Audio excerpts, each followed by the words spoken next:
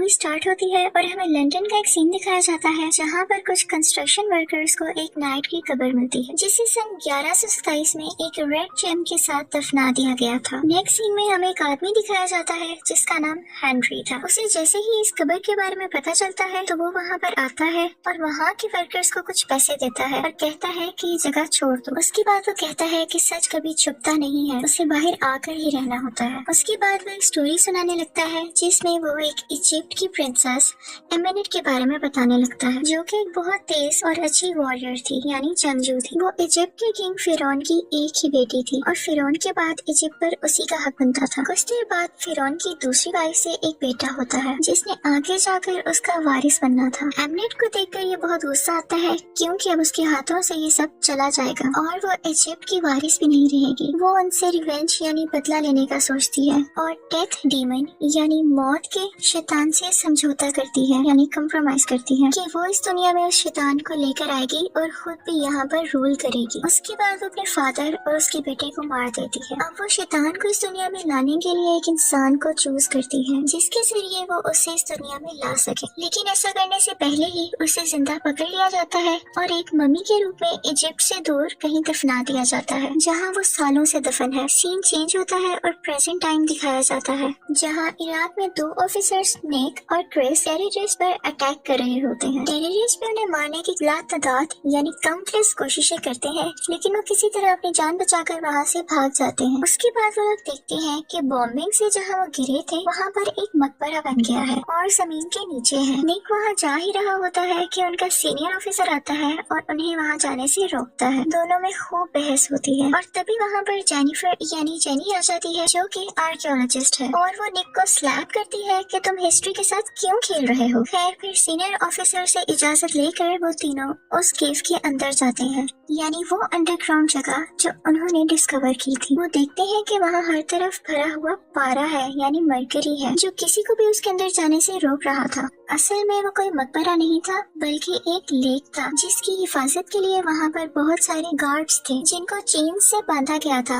उन लोगों के पास बहुत कम टाइम था और निक फायर करके उन चेन्स को तोड़ देता है जिसकी वजह से उस लेक में जो ताबूत था वो ऊपर आ जाता है। तब निक को वो सब देखकर कुछ विजन्स आने लगते हैं जिसमें उसे बार बार एमनेट दिखाई देती है। इसके बाद उसके दोस्त क्रिस को एक मकड़ी काट लेती है और उसे अपनी बॉडी में बहुत अजीब से चेंजेस फील होते हैं। जैसे ही वो बाहर आते हैं और ताबूत को बाहर निकालते हैं तो वहाँ बहुत सारे कौवे आने लगते हैं और ये काफी अजीब बात थी। जैसे ही वो प्लेन से उस ताबूत को लेकर जा रहे होते हैं तो क्रिस जिसको मकड़ी ने काटा था वो अजीब बिहेव करने लगता है। उसकी आंखें फिर जाती हैं और वो ताबूत को खोलने की कोशिश करता है और जब उसे रोकने की कोशिश की जाती है तो वो सबको मारने लगता है। वो सीनियर ऑफिसर को भी कई बार स्टैब करता है और जब वो जेनी को मारने के लिए आगे बढ़ता है तो निक गुस्से से उस पर शूट कर देता है। इसी दौरान कुछ कौवे उस प्लेन पर हमला कर देते हैं और शीशा तोड़ते हुए अंदर आ जाते हैं। निक जेनी को पैराशूट पहनाकर उस प्लेन से नीचे भेज देता है और जबकि कुछ देर बाद वो प्लेन सारा का सारा क्रैश हो जाता है और सब के सब मारे जाते हैं।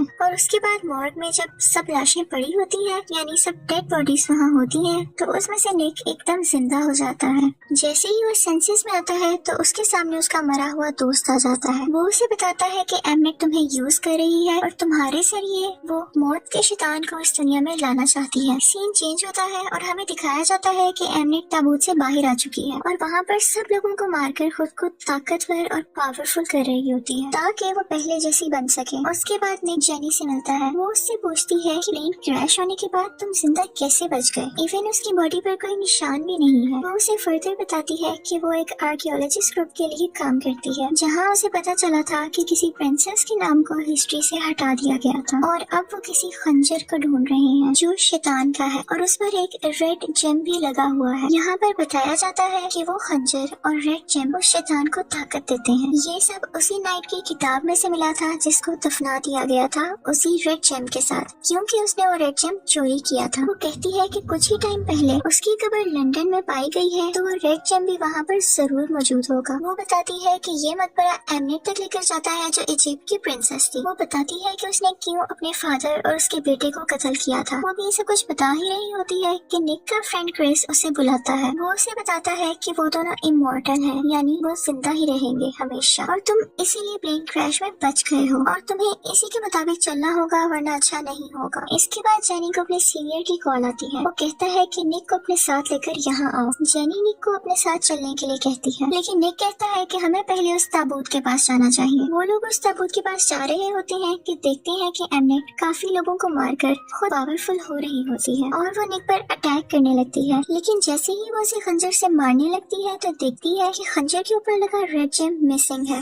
वो ये देखकर परेशान हो जाती है। साथ ही वो जेनी को नोटिस करती है और उसका पीछा करने लगती है। निक जैसे तैसे करके जेनी को बचाकर बाहर ले आता है और एक ट्रक में चला जाता है। लेकिन यहाँ फिर से हमें एमनेट दिखाई देती है और निक उस ट्रक को एमनेट की तरफ मोड़ लेता है क्योंकि एमनेट ने निक को पोजेस किया हुआ था, यानी अपने काबू में किया हुआ था। ओवर स्पीडिंग की वजह से वो ट्रक उल्ट जाता है और एमनेट जेनी को मारने ही वाली होती है कि तभी वहाँ आर्कियोलॉजिस्ट ग्रुप के लोग एमनेट को पकड़ लेते हैं और उन तीनों को अपने साथ हेडक्वार्टर ले आते हैं। और तब हमें पता चलता है कि जेनी का बॉस और कोई नहीं बल्कि हेनरी है। वो उन्हें बताता है कि वो खुद भी एक मॉन्स्टर है और जब उसके साथ ऐसा होता है तो उसे खुद को कंट्रोल करने के लिए एक इंजेक्शन लगाना पड़ता है। उसके बाद वो लोगों को उस जगह पर लेकर जाता है जहाँ पर एमनेट को रखा गया था। वो उसकी बॉडी पर कुछ एक्सपेरिमेंट्स कर रहा था और फिर दिखाया जाता है कि उस डिस्कवर हुए हुए मकबरे में वो रेड जेम मिल जाता है। जेनी अपने बॉस से पूछती है कि क्या वो निक को भी मार देगा। तब पता चलता है कि वो भी उस शैतान को इस दुनिया में लाना चाहता है और वो निक की बॉडी का इस्तेमाल करेगा। उसके बाद उसकी बॉडी को बुरी तरह चीर फाड़ कर उसकी बॉडी को चेक करेंगे क्योंकि निक ने उस शैतान को एक्टिवेट कर दिया था कई हजारों साल बाद और अब एमनेट ने